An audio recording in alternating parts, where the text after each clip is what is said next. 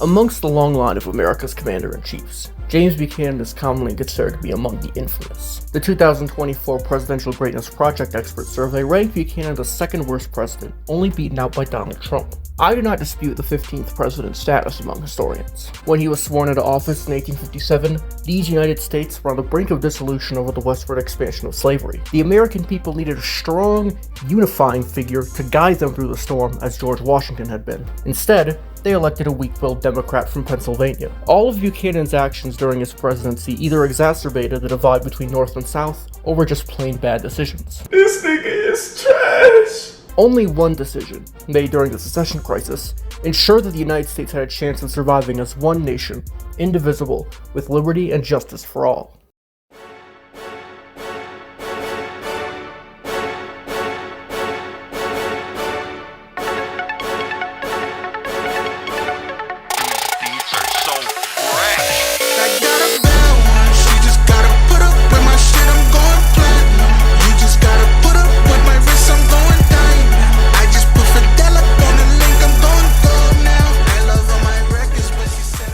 Prior to his inauguration, Buchanan intervened in the Supreme Court's decision in Dred Scott v. Sanford to ensure that slavery could not be abolished in U.S. territories. This opened the prospect for another court case to make America a pro-slavery nation by making any abolition of slavery unconstitutional. Abraham Lincoln spoke about this in his famous House Divided speech, stating that, quote, "We may, ere long, see filled with another Supreme Court decision, declaring that the Constitution of the United States does not permit a state to exclude slavery from its limits." Buchanan had hoped that Dred Scott would force the Republicans to yield in their quest to oppose slavery's expansion and destroy the party's platform. It did neither, and from 1857 onward, there was no turning back. No matter which side ended up trying it, secession had become an inevitability. This was not Buchanan's only attempt to expand slavery. He had written the Ostend Manifesto in 1854, advocating for the United States to either purchase Cuba from Spain or take it by force. Throughout his presidency, as late as December 1860, when the South was on the brink of secession, Buchanan attempted to get a Congress bitterly divided over slavery to appropriate $30 million to buy a slave-holding Spanish colony that he knew damn well would become a slave state. In Kansas, which would become a battlefield between pro-slavery and anti-slavery settlers over which side of the Mason-Dixon line the state would end up being on, Buchanan supported the pro-slavery government in Lecompton, despite the overwhelming popular support for the anti-slavery government in Topeka. Buchanan's extensive efforts to make Kansas a slave state ultimately failed. The state was admitted into the Union as a free state in January 1861, with Topeka remaining the capital to this day. These efforts to expand the oppression of human beings alone would have ranked Buchanan low. But it gets worse. In an attempt to turn the nation's attention away from slavery, he started a war against the Mormons of Utah. Having fled to the Great Salt Lake in 1847 to avoid religious persecution, Washington was initially willing to leave the LSD church to itself. Sorry, I'm leaving that in. However, disputes arose over the Mormon practice of polygamy, as well as government refusal to grant land titles. Buchanan's predecessor, Franklin Pierce, annulled the territory's mail contract and appointed 3 anti-Mormon federal judges. The Mormons, for their part, frequently defied federal authority in response. The judges that Pierce appointed were frequently harassed, and non-Mormons were discouraged from even traveling through Utah. Over 125 who did were killed in the Mountain Meadows Massacre of September 1857. However, Buchanan believed that Utah was trying to secede from the Union based on faulty sources that were not verified. In May 1857, he sent 2,500 troops under the command of Colonel and future Confederate General Albert Sidney Johnston to depose Brigham Young and appoint a new governor, Alfred Cumming. Young was not informed of the change in administration and fought back against the perceived invasion of Utah with scorched earth tactics and guerrilla warfare. With Johnston seemingly on the brink of defeat, Buchanan sent his friend Thomas Kane to negotiate a peace with the Mormons. In the end, Young stepped down, an outcome that could have just as easily been achieved with no loss of life by restoring the territory's mail contract. This drive to halt the perceived secession of Utah was nowhere to be found when South Carolina, in response to Abraham Lincoln's victory in the 1860 presidential election, seceded for real on December 20th. In his annual message to Congress on the 3rd, Buchanan referred to secession as, quote, wholly inconsistent with the history as well as the character of the federal government, but blamed it on, quote, the long-continued and intemperate interference of the northern people with the question of slavery in the southern states, end quote. He also stated that, quote, no such power has been delegated to Congress or to any other department of the federal government, end quote, to force any state that seceded back into the Union. By neither preventing or recognizing secession, Buchanan's message just pissed off both sides. This shit is so Fucking ass, bitch! It was in regards to Fort Sumter in Charleston Harbor that Buchanan made a decision that changed the course of American history. South Carolina had ceded the fort to the federal government in 1836 and was now demanding it back. The fort was very important to the state. Control of the fort meant control of the harbor and the flow of shipping in and out of the port of Charleston. 5 days after South Carolina seceded, Major Robert Anderson abandoned Fort Moultrie and Sullivan's Island and withdrew to the artificial island that Fort Sumter was built on. Behind the 50-foot walls of the brick Pentagon located a mere 3 miles from the heart of Charleston, Anderson got to work sealing embrasures, mounting guns, and strengthening gun casemates. Despite requests from pissed-off South Carolinian commissioners sent to Washington and the recommendations of Secretary of War John B. Floyd and Secretary of the Interior Jacob Thompson, Buchanan refused to abandon the fort outright. To surrender the fort would be tantamount to committing treason, especially since the nation's attention had turned to Sumter and transformed it into a symbol of federal authority. The president instead proposed a compromise favorable to the South. Anderson would return to Moultrie in exchange for South Carolina not attacking the forts and the commissioners meeting with Congress. Secretary of State Jeremiah Black, Postmaster General Joseph Holt, and Attorney General Edward Stanton opposed this move and threatened to resign if Anderson moved back to Moultrie. The president caved in, and the United States retained control of Fort Sumter until it was taken by force on April 13, 1861.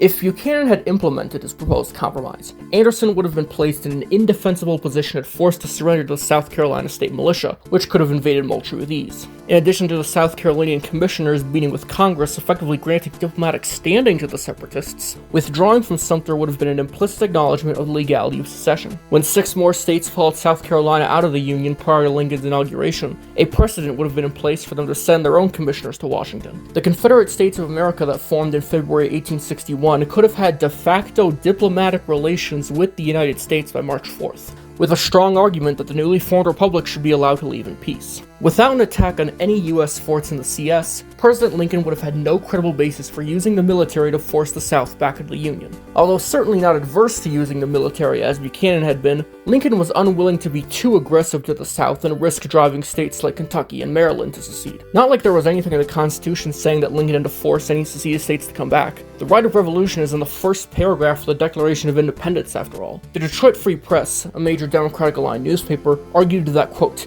an attempt to subjugate the seceded states, even if successful, could produce nothing but evil. Supreme Court Justice Roger B. Taney believed that it was, quote, the duty of the southern states to separate from the northern states, and preferred that to, quote, union under a military government and a reign of terror. Such sentiments were not limited to the Democrats either. Former New York Representative Horace Greeley wrote in the New York Tribune that, quote, we hope never to live in a republic whereof one section is pinned to the residue by bayonets. Abolitionist Edward Everett argued that, quote, to hold states in the Union by force is preposterous. Some believed the separation of the states would prove beneficial. Future President Rutherford B. Hayes wrote in his diary to, quote, let them go, end quote, and that, quote, the experiment of uniting free states and slaveholding states in one nation is perhaps a failure, end quote. The remnants of the United States would be, quote, full of vigor, industry, inventive genius, educated, and moral, increasing by immigration rapidly, and, above all, free, all free, end quote. Frederick Douglass argued that, quote, if the Union can only be maintained by new concessions to the slaveholders, let the Union perish. Future Illinois Senator Orville Browning wrote to Lincoln after his inauguration that, quote, I begin to recognize the fact that the Union is at an end, that treason has triumphed, and that our once glorious and well-beloved Union is overthrown, and I am trying slowly, reluctantly, sadly, to reconcile myself to it, end quote. The New York Times observed that, quote, there is a growing sentiment throughout the North in favor of letting the Gulf states go, end quote. Under such alternative circumstances outlined in this counterfactual, it is very likely that the Confederate States of America could have gained its independence without a war. Certainly not something Lincoln would have favored, but the South wasn't coming back without military force, a policy that would have been impossible to implement without an attack on Fort Sumter even if the president tried to. There weren't any nation-saving compromises left to make in 1861 that could have reversed secession, short of Lincoln persuading his party to abandon the reason it was founded and allow the unlimited expansion of human bondage. Lincoln would have been placed in an impossible situation. In the words of General-in-Chief Winfield Scott, quote, there would be no hope of reuniting the fragments except by the laceration and despotism of the sword. to effect such result, the intestine wars of our Mexican neighbors would, in comparison with ours, sink into mere child's play. A smaller evil would be to allow the fragments of the Great Republic to form themselves into new confederacies, probably 4, end quote. This was a recommendation Scott made in a memorandum to Buchanan a week before the 1860 election in anticipation of the South seceding. When this was leaked to the public, many quibbled about the borders, but the idea of a self-imposed partition appeared to offer a way out for some people. With the de facto legitimacy of secession recognized by Lincoln's predecessor and de facto foreign relations already established with the Confederacy, what would there have been to stop a further step from being taken? Whatever the finer details, a United States that recognized the existence of Southern secession without a fight could not have continued to exist. Other portions of the nation would have followed the deep South out of the country, and Lincoln, to save as many American lives as possible, might have negotiated a peaceful dissolution of the nation. Perhaps, on Christmas Day, 130 years before Gorbachev announced his resignation from the presidency and the non-existence of his own union, Lincoln might have done something similar. Had the government of the people, by the people, for the people, eagle, perished from the earth, the world today would almost certainly be under the yoke of tyranny. Human civilization dodged a bullet when President James Buchanan chose not to order Major Robert Anderson to withdraw from Fort Sumter. While I would not use "he didn't destroy the country" as a defense of Buchanan, it certainly offers a different perspective on his otherwise abysmal presidency. I'm the Counterfactor, and thanks for watching. Big bang bang roll, got cheat codes. Certified in the hood, boy, they all know. Don't be asking y'all that you gotta know to know. Got a pocket full of cash, so the whole boat. See, I've been thugging since a young and I ain't got a bang. My name been rigging bow since I was like 14. Been service stacking from all of the dope fiends. And I ain't tripping, y'all can get it, you ain't get